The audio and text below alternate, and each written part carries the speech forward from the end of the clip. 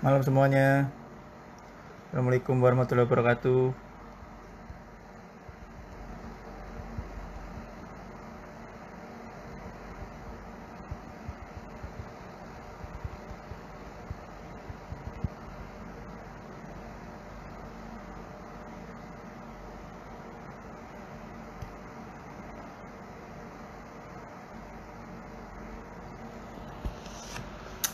Oke, udah ada 7 orang ya. Ya, eh, selamat malam. Salam sehat. Salam sejahtera buat kita semua. Oke, jadi ini kita lagi talk show GPN yang ketiga ya. Mungkin teman-teman juga baru tahu juga bahwasannya ada agenda rutin mingguan sekarang di komunitas generasi bakti negeri yang itu setiap minggunya menghadirkan topik yang beda-beda. Jadi bagi teman-teman yang slow gitu ya, itu bisa nonton di live Instagramnya Generasi Bakti Negeri buat nanti ya mengambil semua wawasan ataupun informasi yang sekiranya bisa bermanfaat buat teman-teman semuanya. Nah, oke, di malam hari ini kebetulan kita juga ada lagi eh, talk show yang sama ya. Kali ini kita ngobrolin tentang maritim atau kelautan. Jadi seperti kita tahu bahwasanya Pulau Sebatik sendiri itu kan berada di perbatasan ya. Jadi kalau teman-teman lihat di peta itu, ini mungkin cerita juga. Jadi Pulau Sebatik itu bagian atasnya, setengah bagian atasnya itu adalah Malaysia dan setengah bagian bawahnya itu adalah Indonesia. Nah kemarin kebetulan mungkin alhamdulillah udah tahun ke-7 ya teman-teman komunitas generasi bakti negeri itu mengabdi di sana, dan alhamdulillah saya sendiri juga pernah ya mengabdi di sana tahun 2017, 4 tahun lalu ya kurang lebih. Nah, untuk pembicara kita kali ini itu juga salah satu rekan saya juga sewaktu mengabdi di sana. Namanya nggak Faris. Nanti setelahnya akan kita hadirkan. Dan bagi teman-teman yang ingin tanya atau apapun itu, pengen tahu lebih lanjut khususnya terkait tema malam hari ini ya, bisa dilihat di komen juga. Mungkin terkait dengan maritim. Jadi kenapa maritim juga? Angga Faris ini juga salah satu alumni dari Universitas Pertahanan. Jadi eh, mungkin aku nyebutnya bukan beliau ya. Jadi dia itu kemarin ngambil jurusan keamanan maritim. Nah mungkin ada kurang lebih sangkut pautnya dengan Pulau Sebatik yang notabene itu berbatasan secara darat maupun laut dengan Malaysia. Oke, mungkin itu. Kalau ada yang ditanyakan silahkan nanti ya teman-teman disiapin pertanyaannya. Kita undang si Angga. Caranya ngundang gimana ya?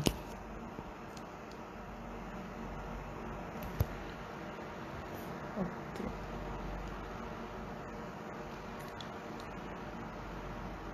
Oke.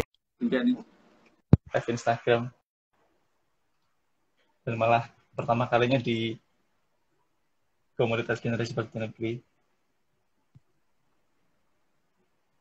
Halo. Halo, selamat malam, Bram. Assalamualaikum. Halo, Enggak, sehat. Waalaikumsalam. Alhamdulillah sehat. Lagi pakai bahasa Jawa bahasa Indonesia enggak? Campur-campur lah. Oke. Eh, Minta maaf dulu loh sama audiensnya loh. oh iya. Karena nggak full bahasa Indonesia loh. Iya. Yeah. Oke, jadi eh mungkin sedikit cerita juga. Jadi kita dulu ini mungkin rekan satu ini ya enggak, satu tim lah waktu pengabdian di Pulau Sebatik. Jadi waktu itu Oke, tahun 2017 kurang lebih kita pengabdian di sana sekitar 2 bulan. Kebetulan kita di desa yang berbeda sih ya waktu itu ya. Aku di iya. desa Sungai Limau, si Angga ini di Maspul.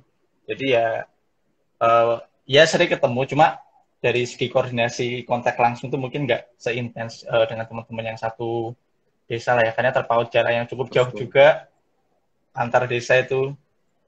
Jadi Dipisahkan hutan Ya sawit. nanti dua bukit yang ternyata dua bukit itu berjarak berpuluh-puluh kilometer. Kilometer. Aduh. Oke, mungkin sebelum mulai topiknya tak bacain CV-mu nggak ya? Aduh. Ya, Si apa iki? Lah aku baru tahu kan. Jadi Angga ini kelahiran Sumber Bening. Ini Bengkulu nggak ya? Sumber Bening ini desa ya? Ya, di Bengkulu. Desa. Di Desa, Bro. Curup, kecamatannya Curup ya? Kabupaten Rejang Lebong. Oh, Rejang Lebong. Loh, kamu tuh 97 ya enggak? Wah, Iya, aku selisih 2 Jogja tahun sama jadi. aku enggak? Iya, kan kamu tua, Bram. Kita ya aku yang paling tua sih. Oke, Sumber Bening Januari 16, tanggal 16 tahun 97. Riwayat pendidikan jelas ya, kita dulu satu alma mater di UMY. Angga ini ngambil Iya. jurusan ilmu pemerintahan, terus melanjutkan di Universitas Pertahanan ya, eh, universitasnya Kemenhan atau Kementerian Pertahanan. Di situ ngambil keamanan maritim nggak ya, maritim Siap. security. Nah terus ini ada beberapa pengaman organisasi juga yang perlu di highlight ya, kayak mungkin teman-teman juga perlu tahu Angga ini dulu di UMY aktif banget di organisasi. Dulu pernah menjabat sebagai ketua salah satu mungkin komunitas juga ya, Fresh Club itu enggak ya? Visipol Visipol Research Club.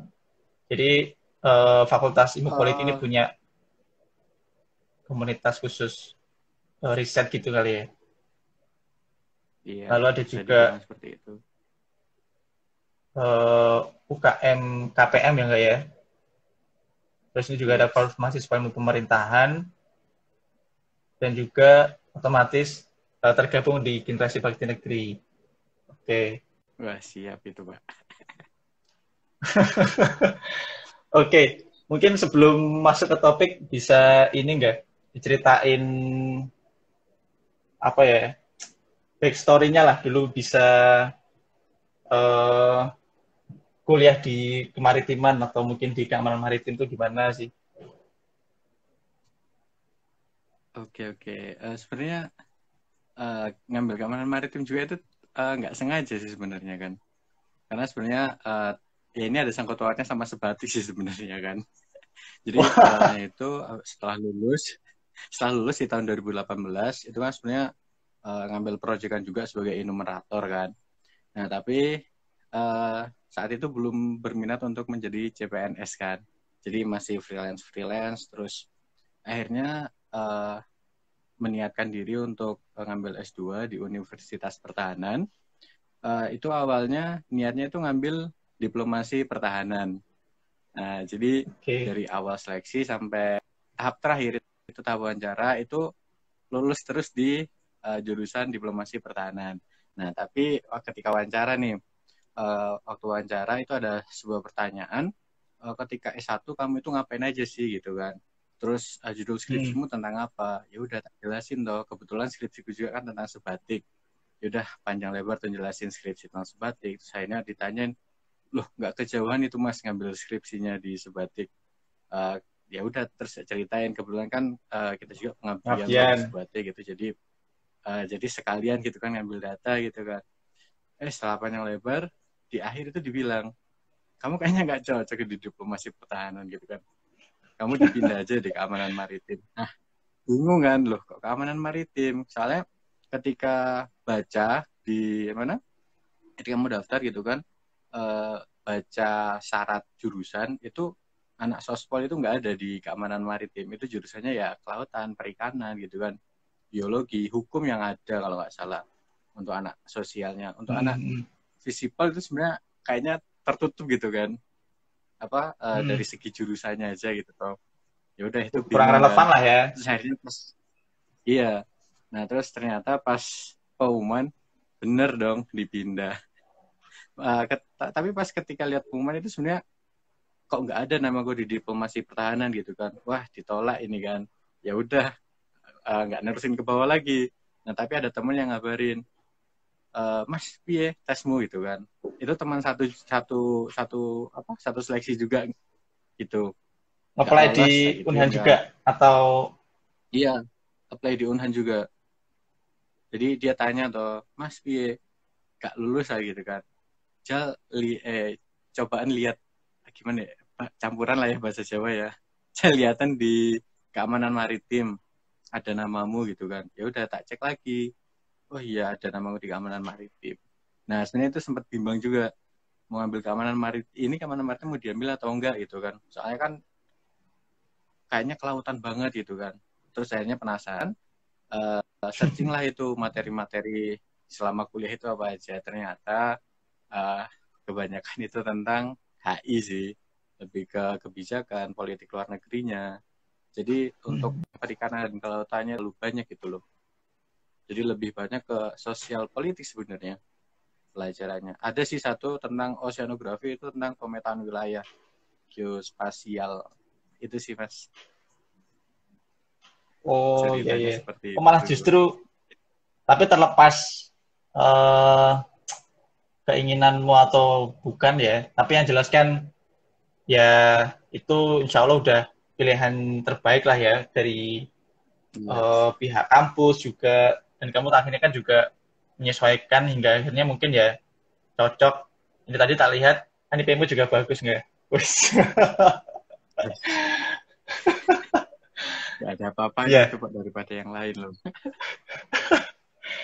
Terus mungkin cerita nggak kalau di keamanan maritim tuh yang lebih banyak dipelajari bagian apa sih? Terus mungkin kalau di Unhan secara umum gimana? Mungkin bisa menginspirasi Hmm. teman-teman juga.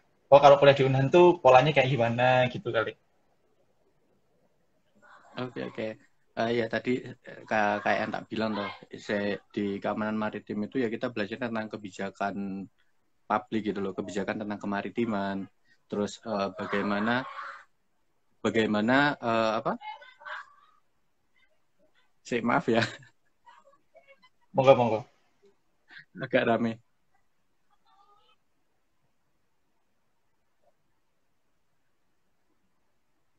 Oh, nah jadi kan apa?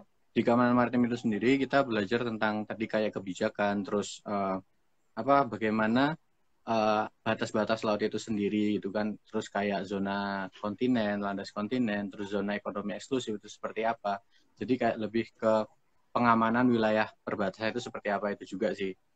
Terus kalau untuk bagaimana kuliah di Unhan itu ya menarik sih karena di sini kan basic dari Unhan itu sendiri kan awalnya pada tahun 2009 itu kan masih sekolah komando ya. Nah, terus pada tahun 2009 itu Presiden SBY menginginkan adanya universitas berbasis pertahanan gitu kan. Nah, uh, jadi ya konsepnya itu emang militer gitu loh sebenarnya kan. Jadi kita ini ya sipil-sipil beruntung sih bisa masuk situ kan karena itu Oh sekolahnya dulu dikhususkan para buat angkatan militer gitu tak awalnya. iya itu dulunya kan sekolah komando, sekolah komando Mas.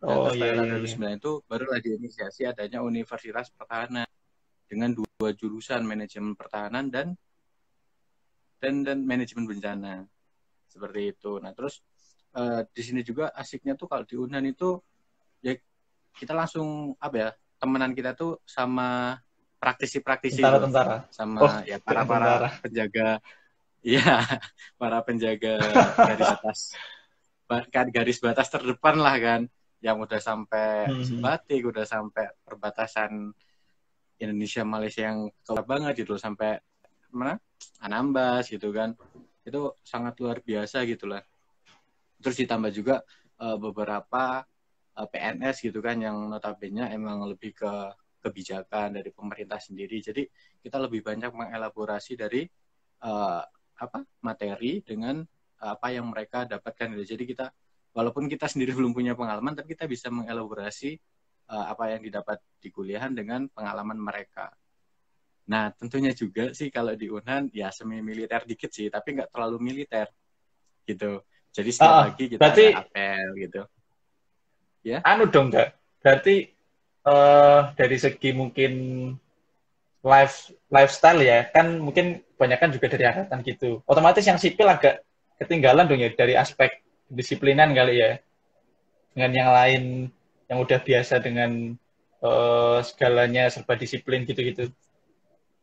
Dengan yang nah sipil. ya sebenarnya makanya di Unhan itu ada namanya melting pot. Jadi antara sipil dan militer dipertemukan. Nah, itu makanya namanya melting pot. Jadi yang sipil menyesuaikan uh, gimana menyesuaikan dengan aktivitas militer kayak kayak kedisiplinannya gitu kan, keteraturannya. Nah, terus yang militer juga itu menyesuaikan uh, perlakuan kepada sipil. Jadi kan biasanya kalau bapak-bapak militer itu kan ya gitulah kan ya, hierarki keras gitu kan. Nah, tapi ketika di Unhan, nah kita itu melting pot gitu. Jadi kita satu, ya kita Unhan gitu, Pak. Oke.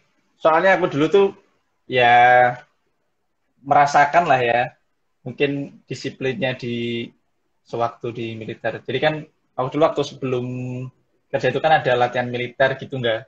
Ya ini cerita juga lah. Iya kan Jadi, anak BUMN kan pasti di itu juga dong, latsar dong. nah jadi waktu itu eh, aku tuh dan teman-teman ya itu di Tatar lah atau di sebutannya sih bimbingan mental dan disiplin. Nah itu kita ditempatkan di waktu itu di Pusdikpom, singkatan Hmm. dari Pusat Pendidikan Polisi Militer di Cimahi.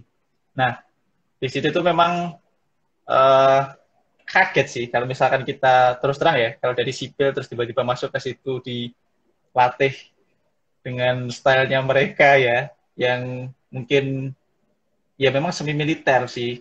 Jadi mungkin bisa dibayangin ya teman-teman kalau misalkan militer itu jadi lifestyle-nya kalau misalkan aku cerita jadi mulai pagi itu bangun mungkin jam 3 terus udah mandi ya jam 3 itu terus paginya ya sholat beribadah biasa terus lari pagi apel terus makan pun juga harus on time dalam artian dikasih waktu gitu ya kalau misalkan lebih dari waktu itu nggak habis nanti malah kena tindakan dan sebagainya terus eh, nanti habis itu juga kegiatan kuliah belajar otomatis kan ketika fisik ditambah dengan apa namanya kegiatan fisik dan itu kita harus pada saat yang bersamaan mendengarkan ilmu itu kan waduh kuliah apalagi ngantuk-ngantuk gitu-gitu kan jadi ya ini sih memang Kurang harus tidur ya waktu materi ya. menyeimbangkan harus harus menyeimbangkan aku aja bayangin wah lah pemenang di Unhan kayak gitu yang itu jadi keseharian rutin dan kegiatan itu berlangsung dari pagi sampai malam bahkan jadi malam tuh masih ada ya kegiatan fisik jadi sampai jam 10 tuh atau bahkan jam 11 ada apel malam juga udah ngantuk-ngantuknya terus habis itu baru bisa tidur tuh ya sekitar jam 11 ataupun setengah 12 gitulah nanti besok lagi kayak gitu jadi repeat tiap hari kayak gitu terus uh, apa namanya ya disiplin jadi kalau nggak disiplin otomatis nanti bakal kena tindakan jadi konsekuen lah kalau misalnya kita disiplin ya nanti nggak dapat tindakan tapi kalau misalnya kita nggak disiplin dengan aturan yang ada yaitu eh, akan tahu akibatnya jadi yang bisa ngatur sebenarnya kita sendiri kayak gitu sih dan Tapi asik kan sebenarnya. Hidupnya sebetulnya teratur atau kalau mungkin produktif kan. oh, sebetulnya kalau misalkan diterapkan dalam jangka waktu cukup lama gitu keren ya maksudnya kita jadi lebih mungkin secara alam bawah sadar gitu jadi lebih eh, set up sendiri gitu loh oh pagi akhirnya Ya. bangun nanti melek terus nanti kegiatan capek terus nanti malam baru ini lagi jadi sebetulnya kalau misalkan itu mungkin cukup lama kayaknya bakal seru dan ya sebetulnya bermanfaat banget sih tapi karena waktu itu kita 2 minggu sih waktu itu ya kita ya berkesan lah berkesan dan eh, mungkin sebagian dari kita juga merasa ada perubahan gitu ya terkait dengan pola hidup terutama kayak gitu sih ini ada yang Jadi merasa komen lebih enggak sehat gitu ya. betul Apa? Eh, Mas Angga ditungguin Rektor Unhar mau dijadiin ajudan pribadi katanya ya. Siapa Aflah itu ya? Bekti, aku mau tanya Ih, dong. Silahkan. anak Unhan itu pasti. Udin itu. Ya Oke. gitu sih. Ya jadi mungkin teman-teman juga inilah biar tahu kalau misalkan ya kedisiplinan itu sebetulnya dalam rangka meningkatkan produktivitas kita sendiri sih sebetulnya. Buat nanti ke depan tuh Iya, waktu yang kita pergunakan selama 24 jam sehari itu bisa lebih optimal gitulah ya, nggak terbuang bermanfaat. sia-sia. Iya, Betul. biar nggak buang sia-sia Oke, daripada scroll HP ini gitu ngomong kan. scroll Instagram ya. Instagram gitu. Tapi kalau nonton live ini boleh. Oke, masuk Iya ke sih. topik ya enggak ya? Mungkin Oh, oke. kita dulu ini ya, sedikit nostalgia juga. Jadi dulu generasi bakti negeri itu punya pilot project ataupun proyek pengabdian di Pulau Sebatik. Nah, kita ini angkatan ketiga waktu itu enggak ya? Nah, jadi waktu itu kita mengabdi di Sebatik Tengah, salah satu kecamatan di Pulau Sebatik. Eh, Waktu itu kita seangkatan 40 orang enggak ya? 40 orang Iya, itu siap 40. dibagi ke 3 desa. Jadi Tiga desa. waktu itu aku di Sungai Limau, Angga ini di Maspul, dan ada satu desa lagi di Bukit Harapan. Ya, memang sebetulnya itu juga jadi agak menambah kedisiplinan juga sih akhirnya karena dengan segala keterbatasan ya air yang mesti mandi pakai air hujan terus eh, beras gula dan sebagainya yang Iya. eh, mungkin ya kebanyakan dari Malaysia ya malah justru sembako itu dan itu eh, ya inilah sedikit cerita buat kita juga. Dan kalau misalnya kita ngomong masalah perbatasan nggak, kan kita tahu ya waktu kemarin kita ngabdi mungkin dari pengalaman gitu, kalau di Hmm? Maspul kayaknya nggak ada patoknya nggak ya? Ada patoknya nggak ya di Maspul ya? Di Maspul nggak ada. Sebatik Tengah itu yang ada kan cuma Aji Kuning. Sungai Limau ada ding ya. Sungai Limau ya, Sungai Bukit Limau Harapan sama sama Cikuning Maspul ya. nggak ada. Heeh. Kan yang Ya, masuk Sebatik Tengah itu. ya. Ya, kalau Jadi mungkin kalau teman-teman perbatasan darat, hah? ya kalau perbatasan Gimana? darat ada Lanjut. patok-patoknya gitu ya. Iya. Ada sampai 23 patok nggak sih kalau nggak salah? Membentang dari Sepancang, Sebatik Utara sampai Sebatik Barat. Seperti barat ya. Oh iya iya iya. Mm-mm. Nah itu mungkin teman-teman bisa browse juga. Jadi eh, di masing-masing titik itu ada patok gitu. Terus ada yang satu ini ya, salah satu titik perbatasan atau patok perbatasan yang cukup ikonik di mana? Aji Kuning nggak ya? Patok Aji Kuning. patok Patok 3. tiga ya. Nah itu jadi Iya, rumah dua negara. rumah rumahnya itu aku persisnya agak lupa. Jadi dapurnya itu Malaysia, terus ruang tamu dan ruang depan tuh masuk ke Indonesia. Jadi satu rumah itu dipisahkan dengan dua keluarga negara itu agak uh, unik dan jadi jujukan lah kalau misalkan teman-teman ke Pulau Sebatik. Iya, Nah, jadi wisata sih ya, terus jadi rame. jadi wisata akhirnya. Padahal ya mungkin kalau kita pandang, wah ini bakal ketat, dijaga tentara segala macam gitu-gitu. Tapi malah justru ramai di sana. Terus ngomong-ngomong soal perbatasan, nggak? Kalau di laut itu Hmm? di mananya sih aku malah belum pernah ini ya, kalau di laut perbatasannya. Kamu kemarin main Oh, menarik ke ini ini nggak sebenarnya. sih? Hah? Kemana? Ke Posal. Uh, Tempatku terlalu jauh untuk bermain ke sana. Main, Pak, itu, Pak. Nah, jadi sebenarnya menarik sih kalau kita bahas tentang batas maritim ya, karena sebenarnya batas maritim di Indonesia tuh masih banyak yang belum terselesaikan ya, masih jadi sengketa sih. Ya salah satunya tuh di Sebatik itu sendiri.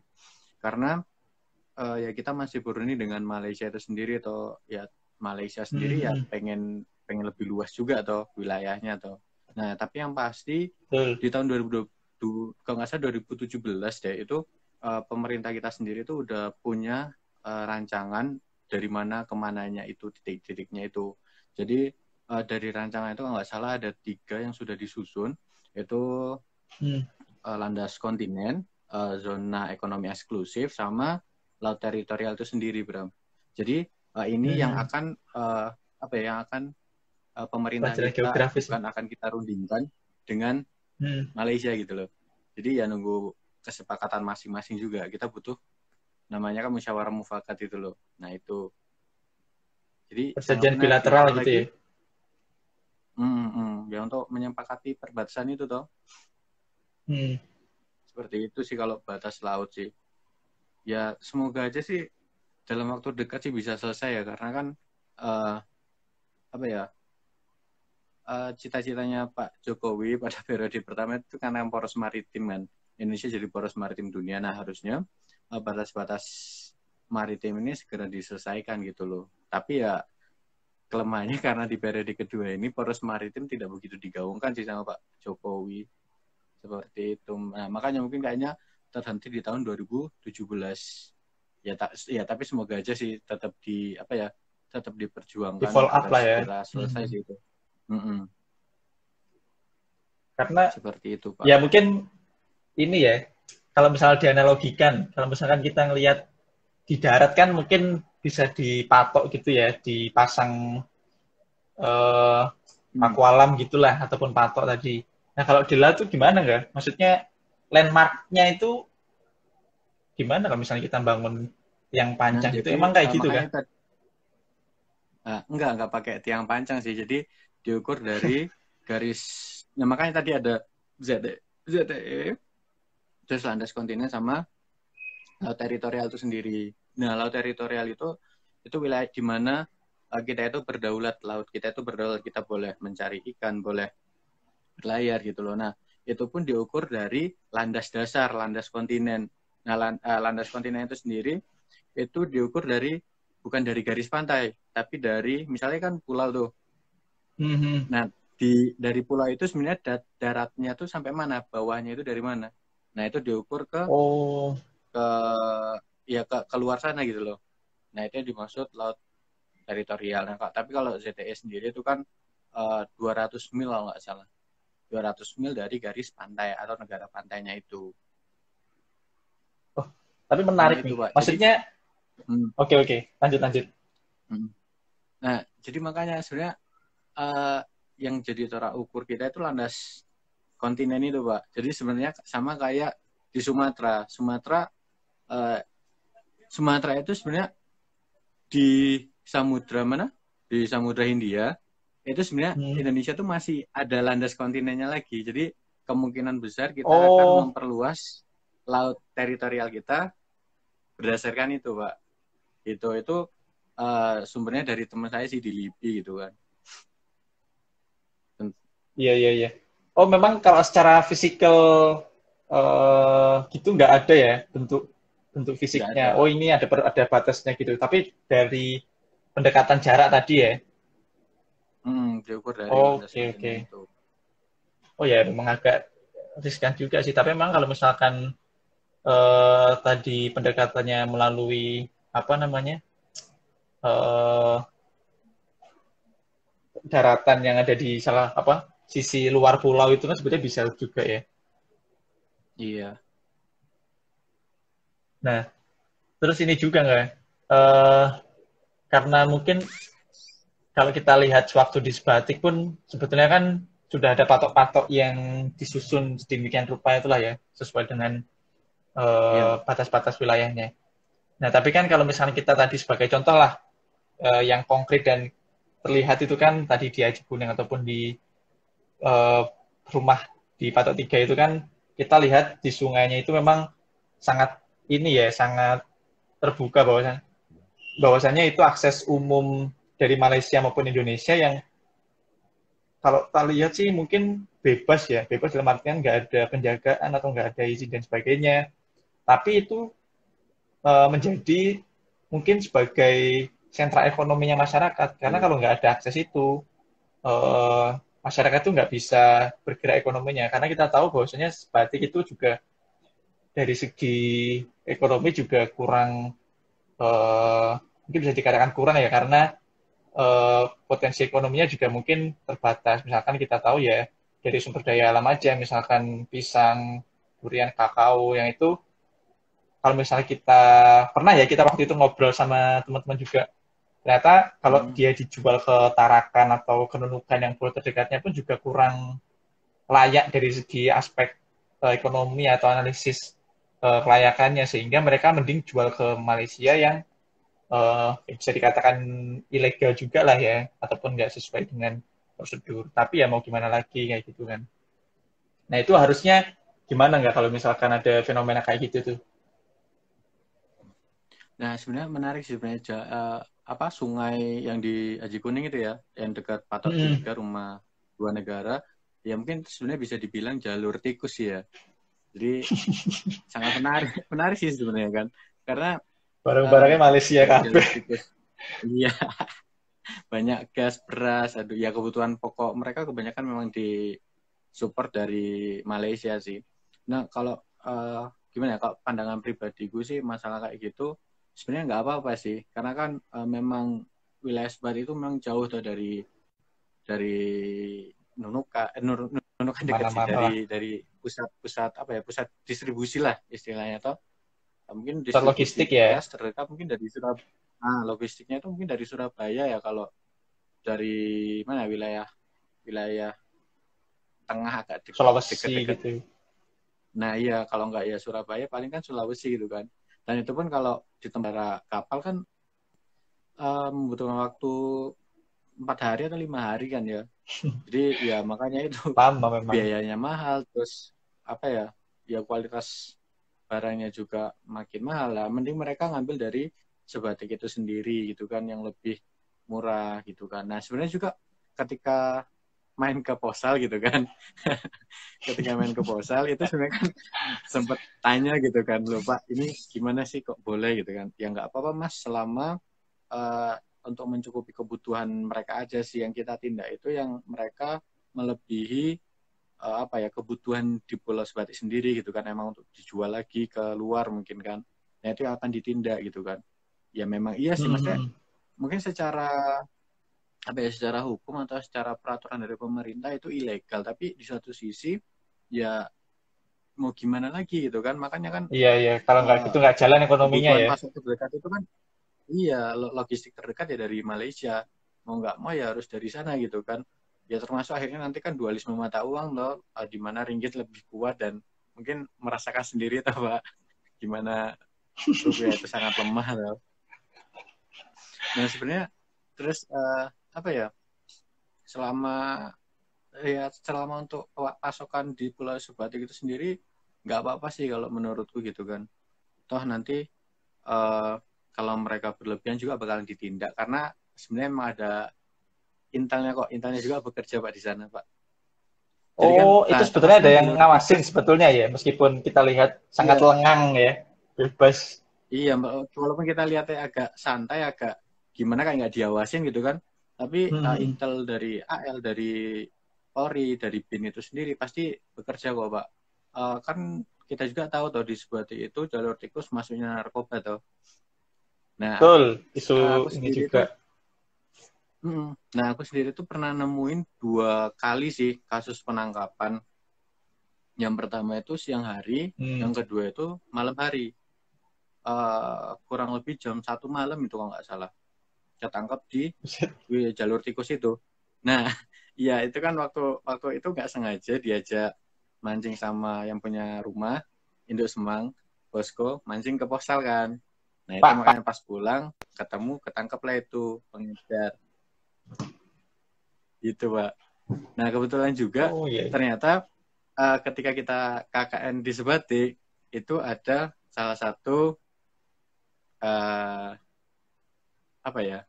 Ya salah satu yang mengawasi narkoba itu sedang bekerja di sana juga. Nah, itu kebetulan satu kampus dan ketemu satu angkatan gitu, Pak. Jadi makanya akhirnya banyak tahu, oh ternyata kejadian di sana itu beliau orang yang di belakangnya gitu loh, Pak. Tapi cuman emang nggak ketemu. Oh, iya, iya, iya, iya, iya. Jadi emang Suruhan gitu diawasi ya. gitu loh. Iya, jadi emang ya sebenarnya beliau juga sering keliling di Aji Kuning itu sebenarnya Pak. Ya makanya asiknya di Hmm. Unhan itu kayak gitu Pak. Jadi apa ya, kita tuh bisa tahu di mana terus akhirnya ya kita nemu ternyata case yang kita lihat kayak penangkapan ternyata dalangnya, maksudnya ada kerja beliau di baliknya gitu loh. Maksud nggak? Terlalu ribet ya? Iya, iya, iya. Ya memang Gitu. kerja di belakang panggung lah, tapi sebenarnya dia bergerak gitu kan. Memang Mm-mm. kerjanya nggak kelihatan di depan gitu kali. Iya. Ya, Memang kalau pokoknya yang dilihat tuh pasti ya bukan tukang bakso bawah hati sih, Pak. Intel, Intel menyamar ya. Iya. eh Ya mungkin teman-teman juga biar tahu juga. Jadi di Sebatik itu ada beberapa isu tadi yang disebutin Angga. Tadi salah satunya ada narkoba juga.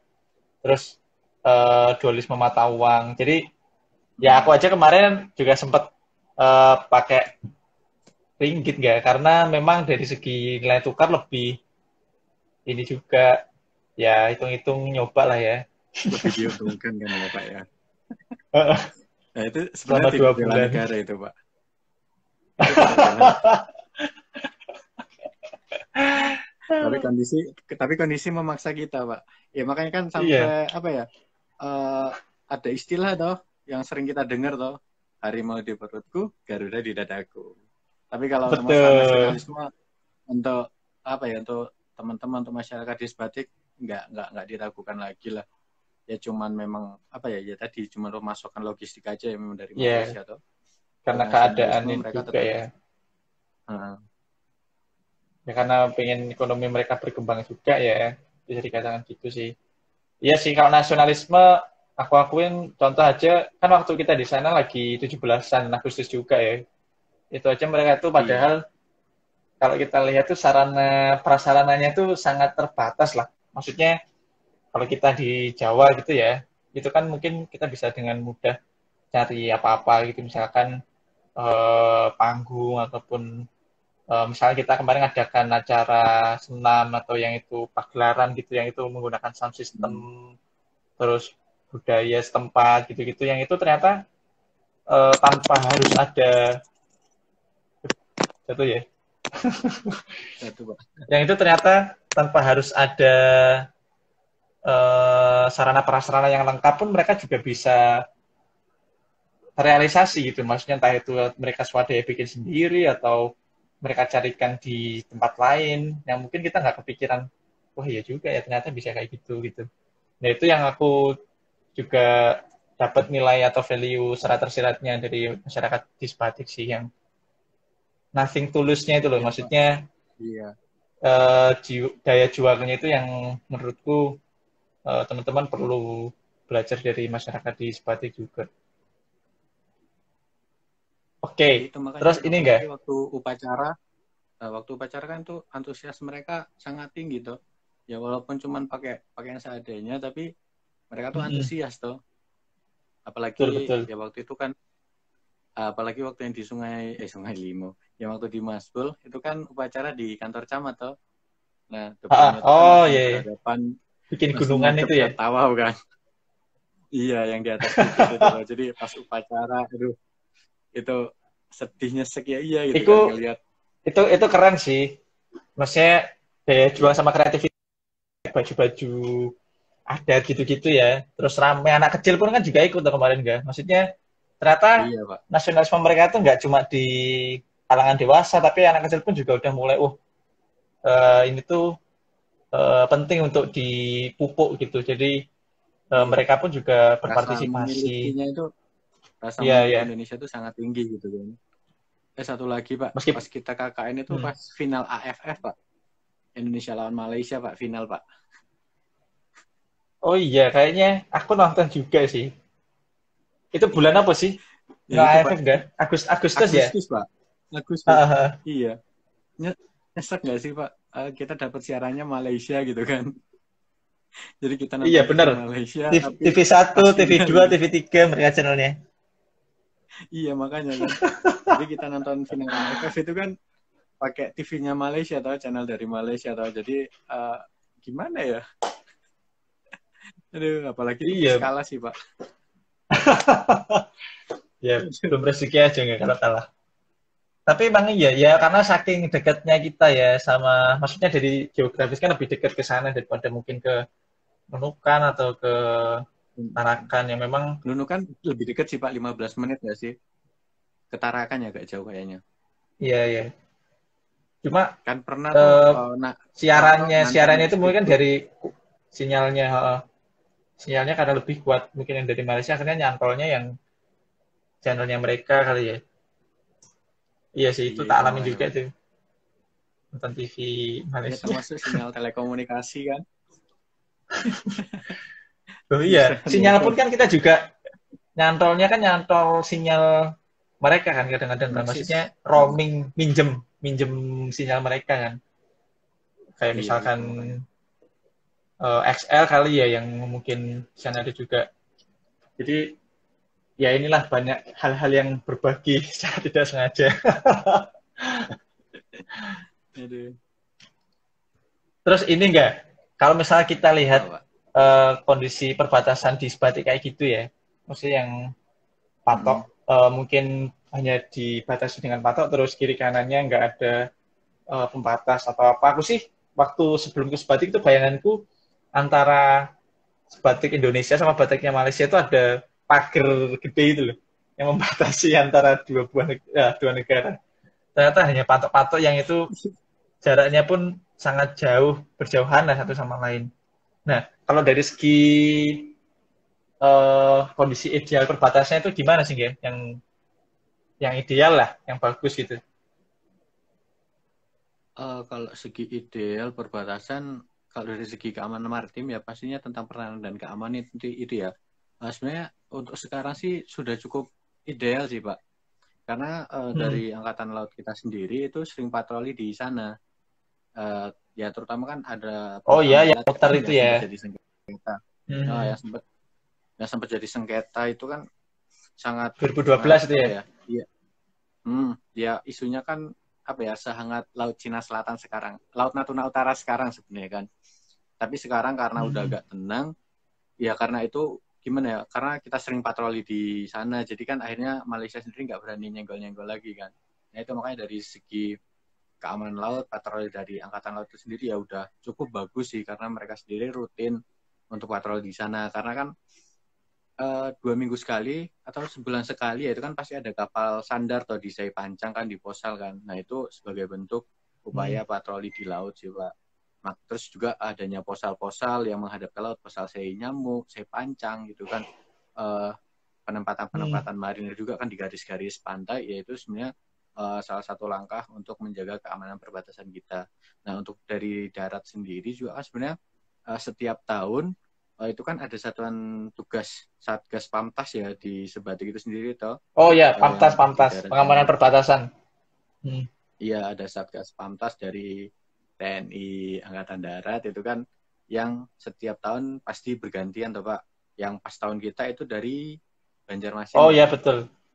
Ini ya Iya, ditukar ya, dilukir tiap 2 tahun ya, nggak ya? setahun sekali Pak. Oh, setahun sekali ya. Jadi tiap tahun tuh pasti Hmm. punya temen dan akhirnya jadi nostalgia gitulah sama petugas Pamtas. Oh, jadi udah sebetulnya kalau dari segi layakan udah bagus nggak ya sebetulnya perbatasan di Sebatik itu Ya, entah itu dari ya kalau perbatasan untuk darat maupun laut keamanan, ya.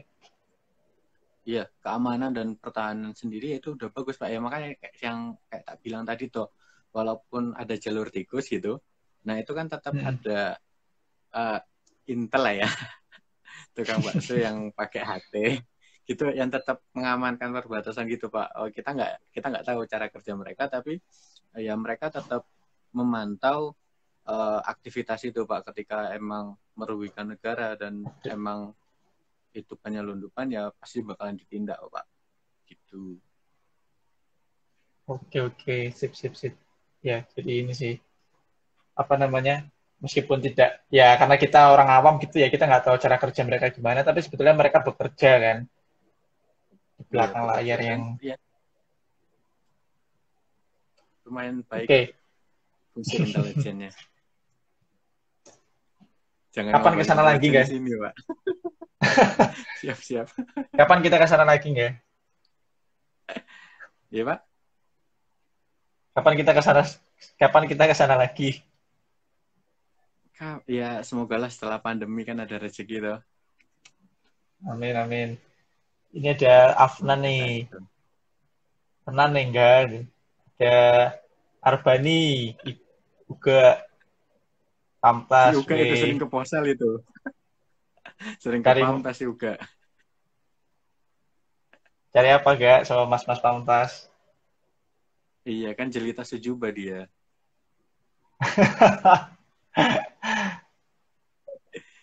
Oke. Terus ya, ngomong-ngomong yang ya ini karena topik kita soal maritim juga ya. Eh Ah, memang sebetulnya kalau laut itu harus dibatasi sih. Maksudnya karena sebetulnya laut itu kan nggak hanya sekedar ruang ya. Maksudnya ruang itu dalam artian eh karena laut itu kan punya ruang dari segi kedalaman maupun yang ke atas dari segi ruang di udaranya. Yang itu sebetulnya kita bisa mengukur ataupun melakukan pendekatan terkait dengan penghitungan mungkin kekayaan bawah lautnya, misalkan yang sering kita dengarkan di media-media sekarang ya, ataupun uh, dari segi mungkin yang lainnya yang itu kita bisa manfaatkan. Nah, ngomong-ngomong soal kekayaan uh, maritim atau bawah laut sendiri, nggak? Nah itu sebetulnya dari segi perbatasan dibahas juga nggak sih? Maksudnya apakah itu juga menjadi dasar sebagai penghitungan atau kesepakatan antara dua buah negara untuk uh, memisahkan atau membatasi wilayah itu kayak gitu. iya makanya itu Pak apa emang perlu diatur kan masalah ruang laut ini kan batasannya mana atau karena kan kalau ikan kan itu bergerak atau ikan. Jadi nggak Betul, mungkin kan. Makanya yang bergerak kan ikan. Ikan bisa masuk ke wilayah perbatasan, misalnya wilayah Malaysia gitu, ya nggak mungkin kan kita kejar ke sana kan gitu kan. Kecuali kayak migas gitu emang di dalam gitu kan. Nah makanya tuh betul, perlu betul. adanya kejelasan pengaturan batas maritim ya karena itu untuk apa ya kayak nelayan kita kan sebenarnya nggak ngerti kan mana wilayah yang boleh gitu kan. Yang ngertinya mereka nangkep ikan aja.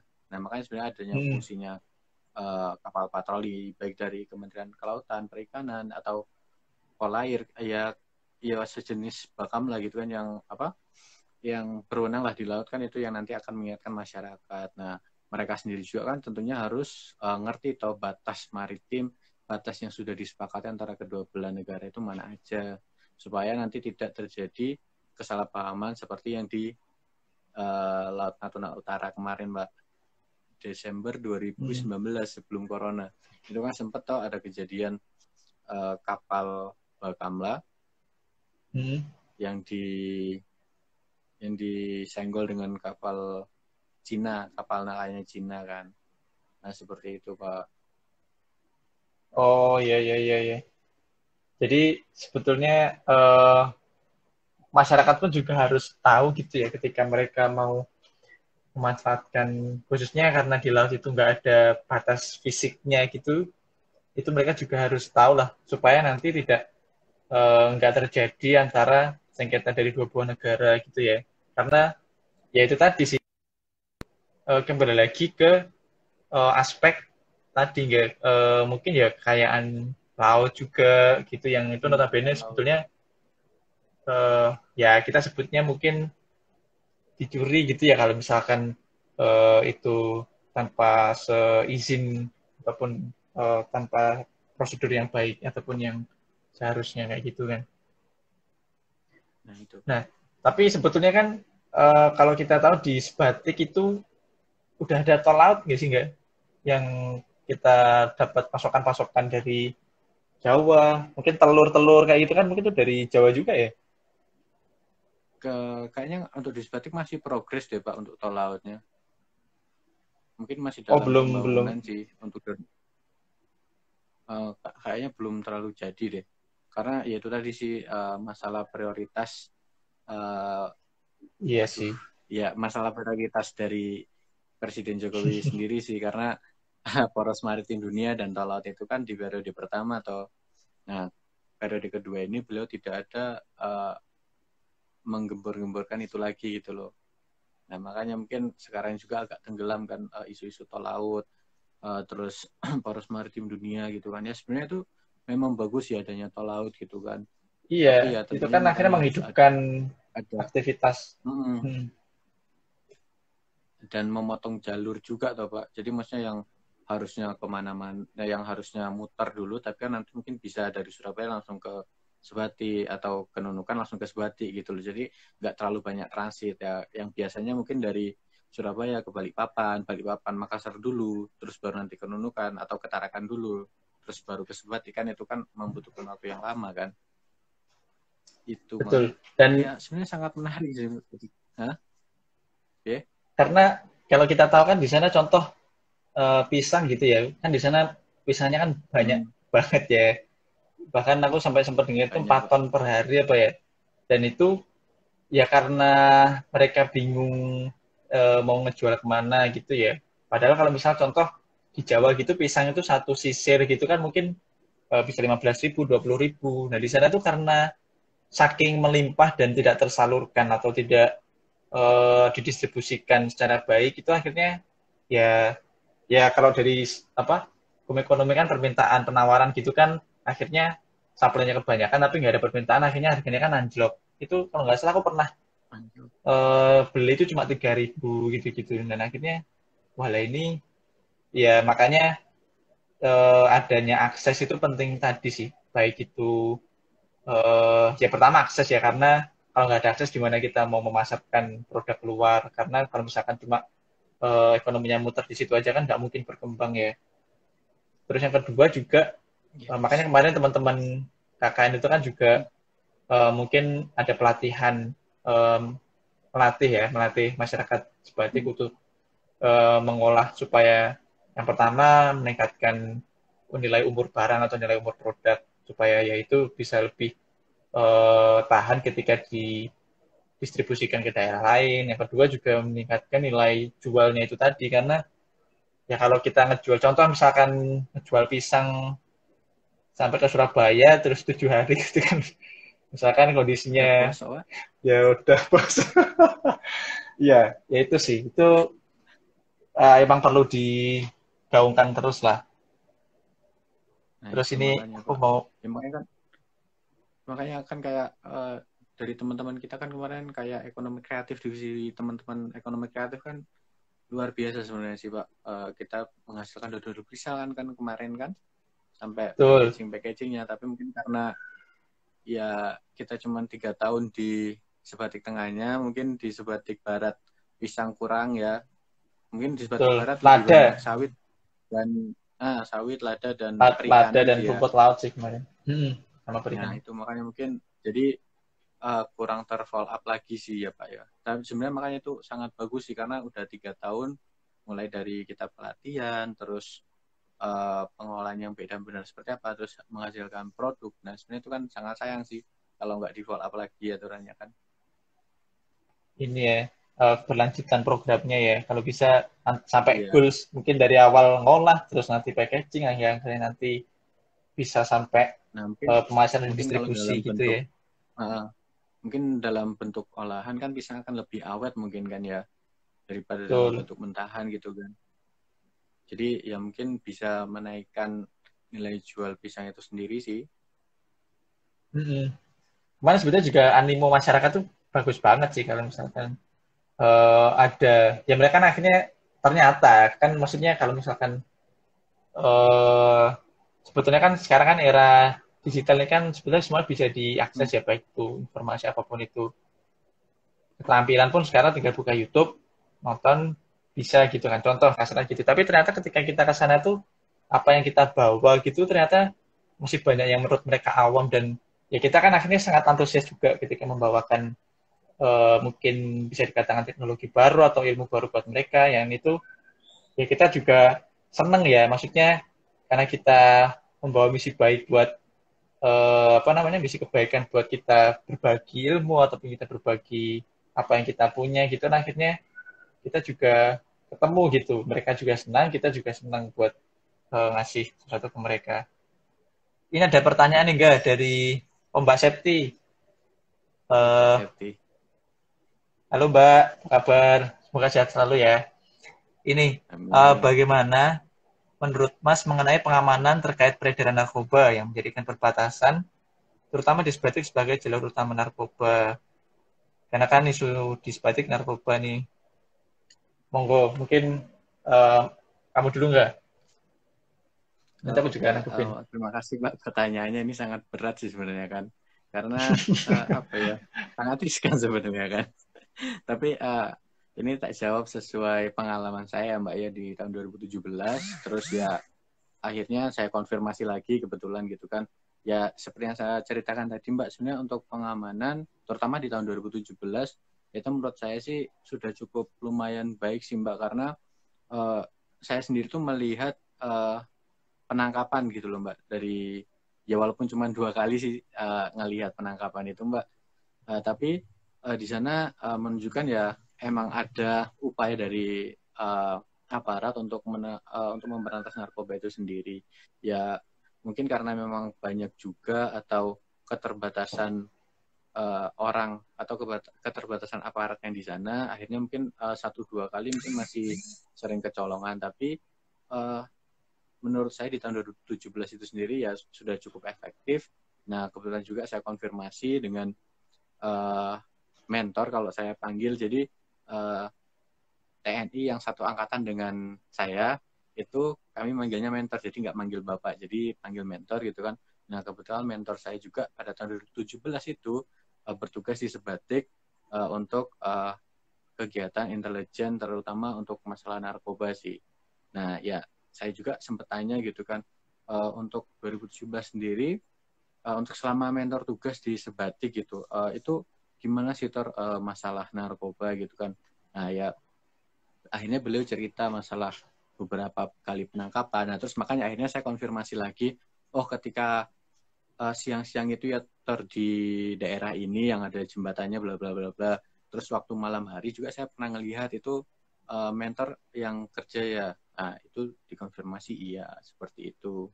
Kalau pendapat saya pribadi, Mbak. Ya semoga uh, kedepannya akan lebih apa ya pemberantasan narkoba akan berkurang lah ya, jangan terus menjadi momok yang menakutkan lah untuk anak negeri kita. Seperti Betul. itu, Pak. Terus kalau kuliah sebetulnya juga masyarakat setempat ya, itu kan concern ya dengan eh,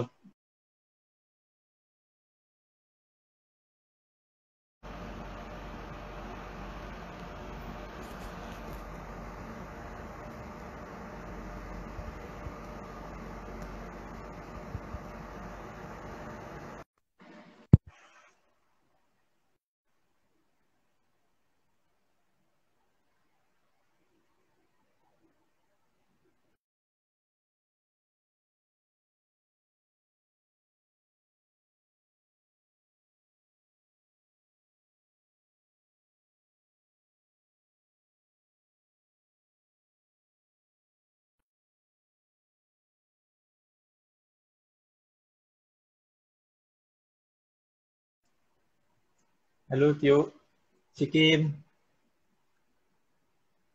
apa kabar?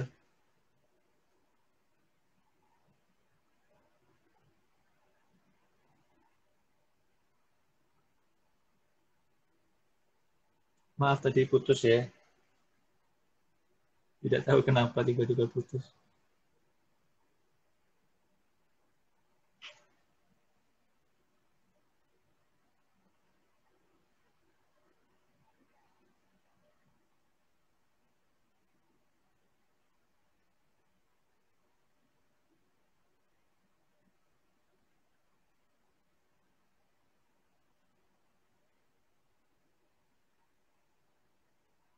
Halo Mbak Sekti, ada Gema Pelitan Nusantara juga. Halo, Assalamualaikum warahmatullahi wabarakatuh. Salam, kayaknya ini harus beli terminat akun deh kalau di Zoom. Iya, Kalau kok di Zoom putus kan sendiri 40 ya? menit kan gratisannya. Aduh, aduh. Lagi ngobrol di tengah-tengah. Ya, tadi Tapi minggu mungkin kemarin langsung juga aja hampir ya. sama, Bang. Nah, Eh, jadi selamat datang ada Game Update Nusantara. Makasih udah join. Mbak Septi, maaf tadi kepotong Mbak ya. Ya, sebetulnya kalau kita lihat dari sudut pandangku sendiri, yaitu di Sebatik pun sebetulnya masyarakatnya juga concern ya terkait pemberantasan narkoba. Eh, Mungkin dulu juga ini sedikit flashback di angkatan pertama generasi Partai Negeri waktu itu kan juga pernah ada program Maskul bersinar Maskul ya. Bersinar, betul. Nah, di Maskul malahan. Itu kebetulan juga kepala desanya sangat proaktif, Pak Agus Salim ya.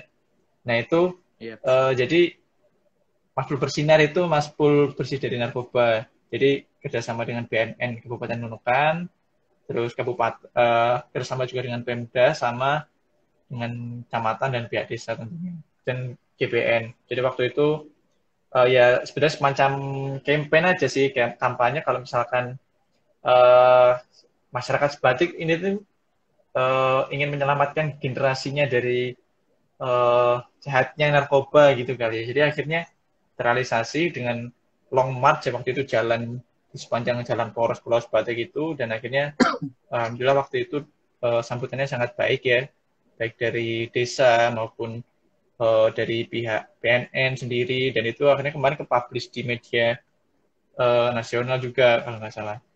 Jadi itu sih Sama sebenarnya kalau dari dibentuk semangatnya dutaan udah narkoba nggak bagus. sih, Pak? Oh iya betul, ada duta narkobanya juga ya. Dari SMA 1 Batik Tengah ya. Jadi mereka juga tahu kalau sebetulnya narkoba itu ada di tengah-tengah mereka yang itu harus dimusnahkan gitulah, Berantas. kurang lebih harus diberantas betul. Oke, tadi ada kalau nggak salah ada komen dari Mas Okta Marzantio juga ya. Katanya kalau Hmm. di Indonesia itu karena geografinya sangat luas dan mungkin karena kita masih banyak eh, apa namanya pegunungan aktif atau mungkin dari segi kontur eh, datarannya yang enggak apa namanya enggak rata dan sebagainya, yang itu tadi Mas Tio bilang kalau misalnya kita bangun tol laut itu akan menyebabkan mungkin nanti ketika di apa namanya bangun tol laut ataupun diaktifkan tol laut itu akan risiko ketika ada gempa dan sebagainya kayak gitu sih. Itu sebagai makasih Mas Tio atas masukannya. Jadi mungkin salah satu pertimbangan pemerintah juga Ah, ya. oke. Pembangunan tol laut kan lebih ke perbaikannya sih, Pak. Perbaikan fasilitas pelabuhan di masing-masing daerah. Jadi kayak misalnya mungkin pulau itu belum ada pelabuhan gitu ya. Nah, itu di situ Hmm. dibikin pelabuhan, terus diperbaiki fasilitasnya gitu. Jadi dibikin akses antar kapal. Jadi bukan jalan sih, Pak. Bukan Jadi dibangun kayaknya jalan. mungkin, jadi yang dimaksud tol laut itu akses antar pelabuhan satu ke pelabuhan lain tuh cepat gitu. Jadi nggak cuma Direct. pelabuhan gede ke pelabuhan gede. Nah, jadi nggak cuma pelabuhan gede ke pelabuhan gede, tapi pelabuhan gede ke pelabuhan kecil tuh udah bisa masuk gitu langsung tanpa transit. Nah, makanya itu misalnya dari Surabaya yang harus ke Balikpapan dulu, yang harus ke Makassar dulu, terus baru ke Tarakan, Nunukan, baru Sebatik. Nah, itu bisa dipotong dengan Surabaya langsung ke Nunukan, Nunukan langsung mungkin ke Sebatik gitu loh, Pak. Jadi pemotongan akses ke pelabuhan gitu, Pak. Oh ini ya berarti lebih ke trayeknya ya, trayeknya yang awalnya transit jadi direct gitu-gitulah yang kayak. Iya, karena kan makanya setiap pelabuhan itu kan ada standar kapal bisa masuk gede, kecil itu loh. Nah, jadi makanya Ya itu terminal bus pun juga sih. fasilitas pelabuhan itu, nah pelabuhan-pelabuhan itu diperbaiki untuk kapal-kapal itu lebih bisa masuk lebih cepat gitu loh, Pak. Seperti itu sih, Pak. Ada tipe ini ya, bisa menahan berat berapa puluh ribu ton gitu ya di docknya ya. Kalau Mm-mm. misalnya di Jadi ya pelabuhan kalau nggak salah. makanya tipe-tipe kapal kan memang banyak toh seperti itu. Betul betul. Ya kayak di terminal bus juga lah ya, ada tipe A, tipe B yang itu eh, mungkin Iya, Pak. mengakomodasi antar kota ataupun hanya dalam kota dan sebagainya. Nah, Semoga makanya saya teman-teman yang juga lain. tahu banyak pelabuhan itu ya karena di keamanan maritim, Pak. Oh, Mbak Safa tanya itu. Tak kira ono dalan ning laut. Kayak jembatan. Enggak lah Mbak, kalau misalnya ada jembatan panjang gitu, ya itu tadi resikonya memang sangat berat itu, sangat apa ya, sangat beresiko lah bangun jembatan panjang-panjang gitu ya. Itu makanya yang dimaksud tol laut itu ya itu tadi ya. Mungkin ini sekaligus membantu menerangkan apa ya yang dimaksud tol laut sih. Makanya mungkin banyak orang salah pengertian tentang tol laut. Tol laut itu bukan dibangunnya jalan panjang, tapi itu lebih ke akses antar pelabuhan itu lebih dipermudah. Seperti itu. Wah, makasih Mas Angga. Iya. Terus ini kayaknya belum ada pertanyaan juga sih. Loh, ini ada Fatimah. Halo Fat. Iya, Di Fatimah. Sebatik ada pembangunan pelabuhan untuk kapal besar. Oh, ada Kamil. Iya, kemarin kayaknya Fatimah kemarin cerita gitu di Posal Sepancang atau di pelabuhan yang Sepancang gitu yang ada pembangunan kapal besar. Kalau nggak salah sih di Sepancang ya, Fat ya. Itu kemarin sempat kontak-kontakan juga sama Fatimah. Oh, jadi volume dockingnya lebih besar nanti ya, bisa nampung kapal dengan kapasitas lebih gede gitu ya? Iya, ketika sandar. Ya fasilitas-fasilitas pelabuhannya juga. Oke. Banyaklah Pak ribet ternyata di pelabuhan itu. nggak sederhana yang kita pikir, tinggal sandar-sandar itu enggak, Pak. Ada juga itu ternyata bayar terus ada waktunya. Iya. Kalau misalkan molor nanti kena denda. Iya. Karena di belakangnya ngantri kan. Benar-benar. Iya, ada kapal pandunya juga. Jadi nggak bisa main asal sandar sendiri, tapi nanti dari pihak Syah Bandar itu ngirim orang ke tengah laut terus nuntun kapal itu untuk sandar. Dia sandar di dermaga berapa gitu sih. Makanya menarik. Iya. Iya, tapi kemarin zona merah berarti dari kluster Covid. Oh, semoga segera mereda. Fatimah lagi di Sebatik juga nih. Semoga. Kemarin aku habis kontakan. Iya, Fatimah keren tuh bikin rumah baca itu luar biasa memang. Yang penting telaten ya, Fat. Pokoknya konsisten aja, rutin mengadakan kegiatan. Minta CSR sama anak BUMN itu loh, Fat. boleh, silakan diajukan. Monggo yang lain kalau ada pertanyaan ya. Maaf tadi putus. Nggak tahu ya. Nanti coba tak koordinasi sama teman-teman deh. Kenapa bisa tengah? Kayaknya memang juga putus waktu Mbak Safa ya. Gitu. Emang ada limitnya atau enggak? Aku baru tahu sih. Kayaknya untuk live duet gini, maksudnya ngundang orang, live dalam nggak live sendiri itu kan, ngajak orang kayak cuma dibatasin sejam deh. Mungkin iya tadi Zoom itu loh. Kalau Zoom kan 40 menit. Per menit. Iya mungkin kali ya. Tadi 59 menit sih. Iya, bisa jadi. Gitu. Oke. Monggo teman-teman kalau ada Mbak Septi, monggo Mbak. Jadi iya, kalau Fatimah ada hal-hal yang baru mungkin di Sebatik gitu kan. Yang kita sudah. Iya, gimana Fat kabarnya Fat? Di Sebatik udah ada pengembangan apa aja? Kalau kepemudaannya tak akuin keren sih, maksudnya jadi mereka terpanggil untuk membangun gitu loh, maksudnya bikin ya tadi kayak Fatimah bikin rumah baca, terus ada komunitas-komunitas kecil ya. Memang sesuatu itu dimulai dari kecil ya. Menginisiasi sesuatu itu udah penting, daya inisiasi itu besar gitu loh effortnya, dan itu harus dipertahankan. Nah, mungkin ngobrol-ngobrol soal masih kaitannya sama maritim juga nggak? Jadi kemarin tuh kan sebenarnya kalau misalnya kita ngobrolin soal kelautan atau perikanan, sebenarnya kan lebih ke Sebatik Barat ya teman-teman yang kemarin angkatan ke-4 sampai ke-6. Yang kemarin mereka mungkin punya program yang menyentuh ranah kelautan atau perikanan gitu. Contoh kemarin mereka buat keramba kepiting soka gitu ya, dan juga kemarin mereka ngolah rumput laut. Jadi masing-masing kecamatan itu akhirnya punya ini sih, punya jantung ekonominya masing-masing ya. Kita lihat dengan segala macam sumber daya alamnya yang entah itu dari perkebunan, misalkan Sebatik Tengah ya, terus perikanan mungkin di Sebatik Timur, Barat, dan Sebatik Kotanya kayak gitu.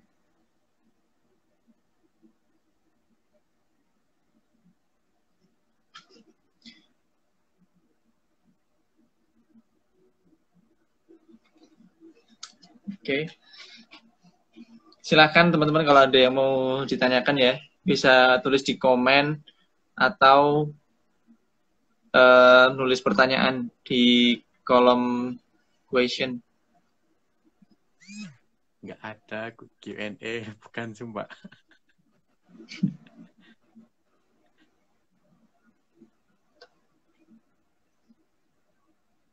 Mbak Safety tuh, Bram. Iya.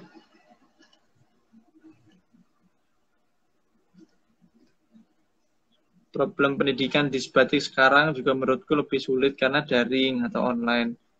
Karena banyak anak-anak yang susah sinyal, gak punya gadget, dan perhatian dari orang tua.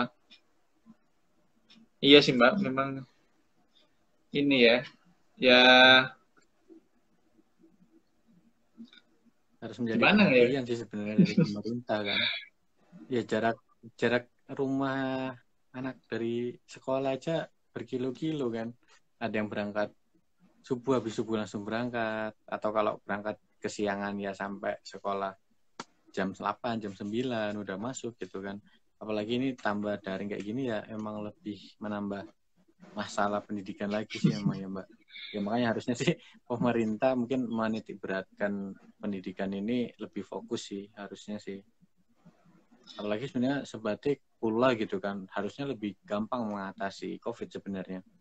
Orang yang dari luar benar-benar tinggal diprotek aja, tinggal di karantina atau menunjukkan vaksinasi, surat vaksinasi itu Lebih mudah kontrolnya benar-benar itu ya, bisa. karena udah Iya kecil harusnya. skopnya. Iya sih, memang seharusnya ya. Ya, yang jauh jadi tambah jauh sekarang ya, Iya. karena pandemi kayak gini. Loh, enggak? Tuh, pakai Mas. lampu Pak. Itu. Oke. Mungkin bentar lagi kita akhiri aja nggak ya? Udah 1,5 jam bentar lagi. Ini Fatimah ngomen. Kalau untuk pembangunan, sekarang di Sebatik Tengah ada pembangunan jalan dan perluasan jalan. Wah, yang itu yang membentang itu ya. Dari Sungai Limau, Maspul sampai Haji Kuning. Ingat wawancara Ya Mas Angga alhamdulillah sama kalau anak akses. Sebatik. Terbaik memang. Iya, iya. Makasih Mas Tio. Masih di Bengkulu Mas Tio. Masih di kayaknya. Ya semoga Majuin aja kah yuk? apa ya kayak akses jalan. Kayak akses jalan itu ya semoga emang lebih baik lagi lah ya. Karena kalau lihat di sebatiknya Malaysia itu hutan sawitnya aja udah di beton, Pak. Udah kayak jalan di Maspul itu loh, Pak. Antar Betul, hutan betul. apa hutan sawitnya lah di tempat kita. Hutan sawitnya tanah merah, Pak. Jadi ingat KKN kalau pulang hujan ya sudah, Pak. Selesai Kepleset. kan? Akses Selesai sudah. tertutup. Ya, ini mungkin pertanyaan terakhir ya dari Reza Fatari nggak? Tak bacain ya. Iya. Tanya dong Bang Angga, sejauh mana pemerintah di Indonesia Astaga. sudah membantu daerah Sebatik dalam hal pendidikan? Gen Bakti Negeri pernah buat survei atau riset nggak ya tentang hal itu? Temanmu tak nggak? Hah? Iya temanku ini di anak penelitian makanya tanyanya riset ya aduh mati aku. Oke. Monggo dijawab. Ini udah mati lampu, kasihan. Monggo nggak? Uh, jadi sebenarnya kalau untuk sejauh mana pemerintah Indonesia ya bisa dibilang masih apa ya masih sangat kurang sih untuk memberikan akses pendidikan ke anak-anak di Sebatik, teman-teman di Sebatik gitu. Ya itu pun mungkin dibantu dengan adanya program SM3T terus Indonesia Mengajar ada nggak sih Pak? Nggak ada ya kemarin waktu kita KKN. Ada Mana, di Sungai Limau, Mas Hanafi. Oh, berarti itu Indonesia Mengajar ya, bukan SM3T ya? Yang SM3T Itu Indonesia ada Mengajar berarti. itu. Ada Nusantara Sehat dari Kemenkes sama Indonesia Mengajar waktu itu. Tapi Nusantara Sehat udah Ya, habis sih masa pengabdiannya per bantuannya kayak SSP gitu sih 4. ya Pak, makanya. Jadi agak kurang sih memang akses. Selamat datang Nazismu MY. NS sudah masuk loh. Sudah. Ya alhamdulillah. Ya semoga aja juga ke depannya pemerintah Indonesia lebih menitik fokuskan lagi sih pendidikan di Sebatik itu sendiri. Nah, kalau untuk ada nggak sih riset dari teman-teman teman-teman GBN untuk masalah pendidikan? Itu belum ada sih. Nah, sebenarnya kita kemarin juga sempat ngobrol ya Mas Bram ya untuk masalah baru ke depannya bagaimana. Sekarang udah ada yang tanya malahan. Ini masih rencana aja sih, masih obrolan antara kita aja. Itu sebenarnya pengen juga adanya riset gitu, gimana sih ya hitung-hitung kita mengevaluasi kinerja kita sendiri gitu kan selama betul. Ya itu selama hampir kita 7 tahun ya di Sebatik gitu, bagaimana sih gitu, ada nggak sih efek bentuk baiknya evaluasi gitu. Ataupun publikasi lah ya, yang itu mungkin bisa berguna buat masyarakat secara umum. Ya doanya Mas Reza Fatari nanti, kemarin kita baru aja ngobrol itu juga, dan semoga nanti terrealisasi. Dan harapannya ke depan sih, yang pertama buat kami ya, buat generasi politik negeri itu ya bisa jadi bahan evaluasi. Yang kedua ya secara umum mungkin nanti bisa membantu masyarakat terkait buat referensi ataupun pengambilan kebijakan dan sebagainya. Nah, KKN Generasi Politik Negeri bisa tuh buat research policy, terus ajuin ke pemerintah at least daerah. Research policy itu cukup worth it sih. Oke, makasih Mas Reza Fatari. Noted screenshot nih Mas. Semoga aja sih nanti kita bisa bikin kayak research policy gitu dan emang didengar sama pemerintah daerah atau pemerintah kabupaten, pemerintah daerah dan pusat sih kalau bisa sih. Iya. Semoga aja sih. Cocok lah nggak? Visible Research Club sangat linier. Ini ada tanggapan juga dari Mbak Septi. Kalau soal membantu dalam pendidikan, lebih baik sih dari tahun ke tahun karena adanya program beasiswa. Terus sudah banyak juga program perbatasan seperti Indonesia Mengajar dan KKN. Ya karena Sebatik ini kan mungkin enggak reconnecting ya. Ya sambil nunggu Angga ya. Karena Sebatik ini kan sangat seksi ya, maksudnya dari segi geografis maupun isunya yang itu menjadi perhatian banyak orang gitu.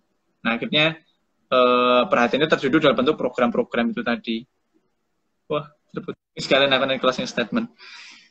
Ya, perhatian itu diterjemahkan dalam bentuk program itu tadi, entah itu KKN, entah itu beasiswa dan sebagainya. Dan alhamdulillah saya lihat banyak sekali sih perhatian dari pemerintah maupun mungkin dari institusi pendidikan seperti UMY yang menerjunkan KKN di sana juga. Jadi ke depan pasti akan banyak lagi, dan karena Sebatik masih berada di perbatasan, itu akan masih menjadi satu nilai buat diperhatikan oleh pemerintah khususnya. Dan ini sebagai informasi juga, teman-teman yang mungkin sekolah dari Sebatik itu sekarang juga udah mulai berani ya mungkin yang pertama berani dan berani berkompetisi lah untuk dengan teman-teman yang dari luar Sebatik, dan akhirnya mereka alhamdulillah kemarin juga bisa berkuliah di luar Sebatik. Contoh kemarin dari UAD di Jogja ataupun dari UIN di Jogja, alhamdulillah udah mulai banyak yang berdatangan dan menempuh pendidikan di luar Sebatik.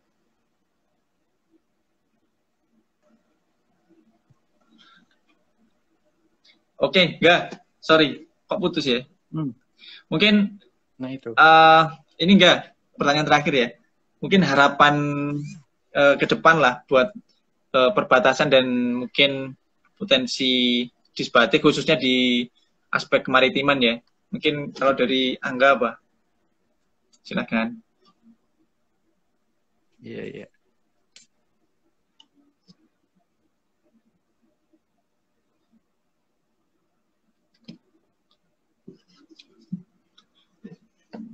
Connecting ya? Halo Angga. Masa sih Bang Angga? Oke enggak? Last question and for the closing statement.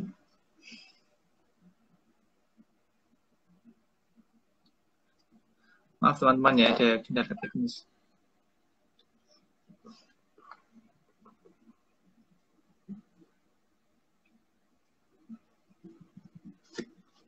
Halo.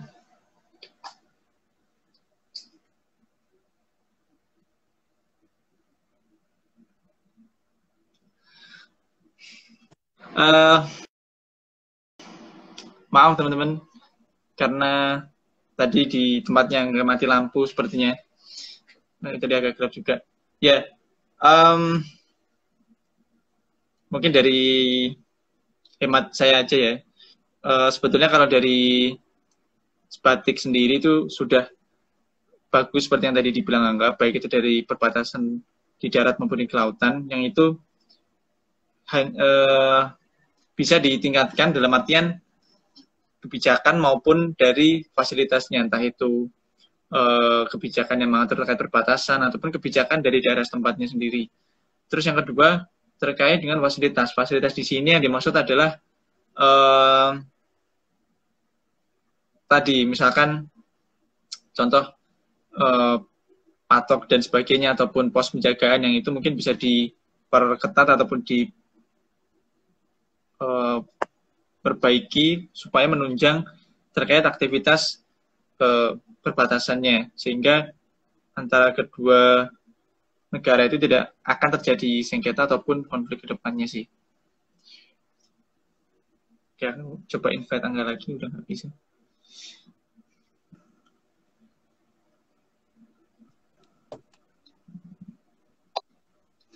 Terakhir nggak, ayo nggak.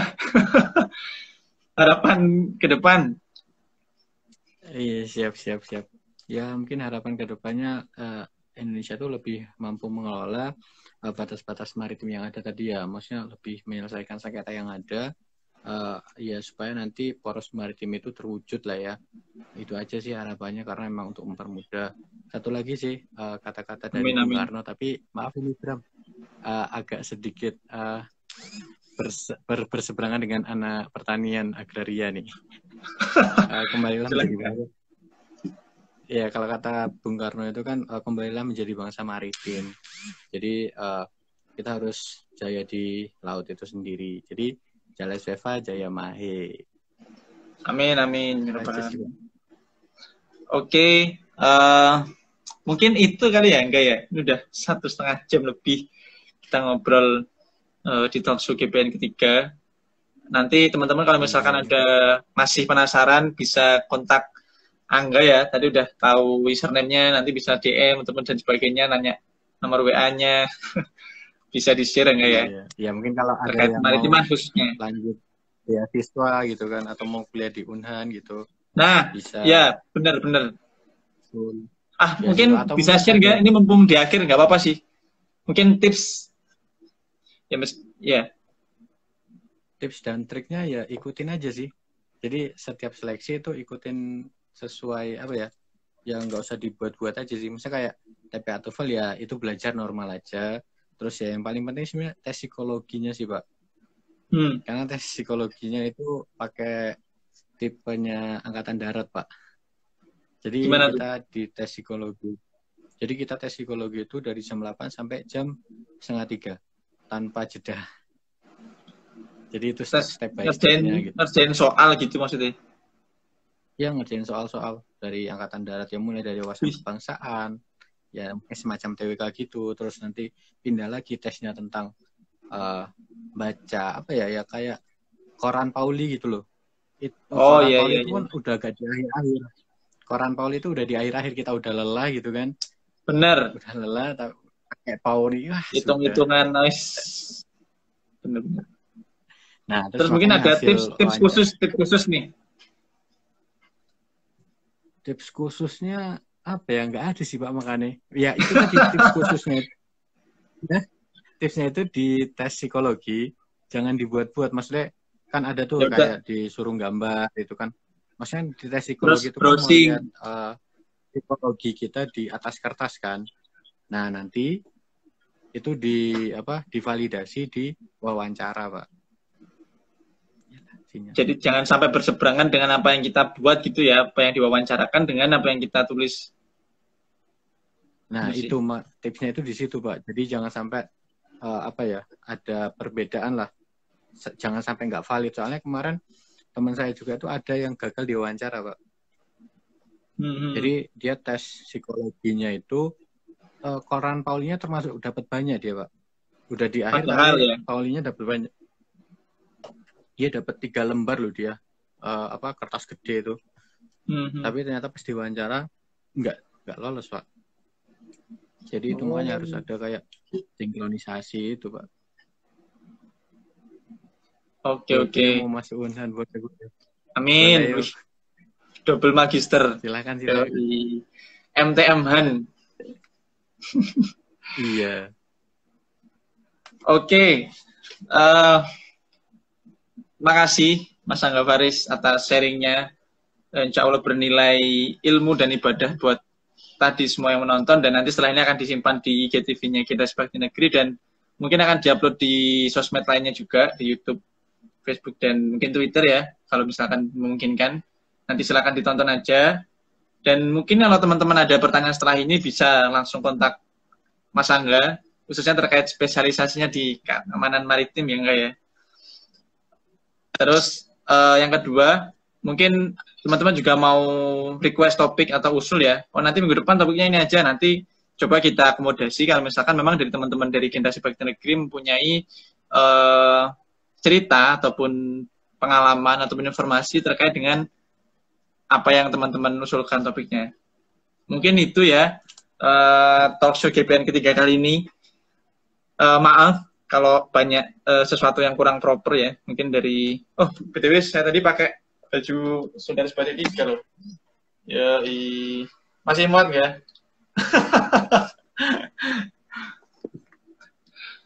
Oke. Yang nonton tinggal 1. Mungkin itu dari kami ya. Ada kurang lebihnya kami mohon maaf, baik dari tutur kata maupun sikap selama di live ini. Semoga bermanfaat.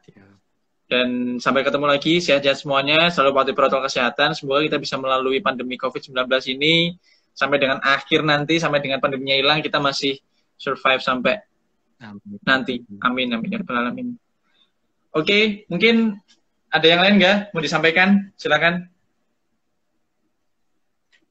Iya, mungkin udah lah ya di akhir juga, sinyal juga udah mulai kurang bagus ini. Ya, semoga teman-teman ngikutin terus ya web series talk show seriesnya di Generasi Bakti Negeri di setiap Jumat malam. Semoga amin, insya Allah. Amin, insya Allah.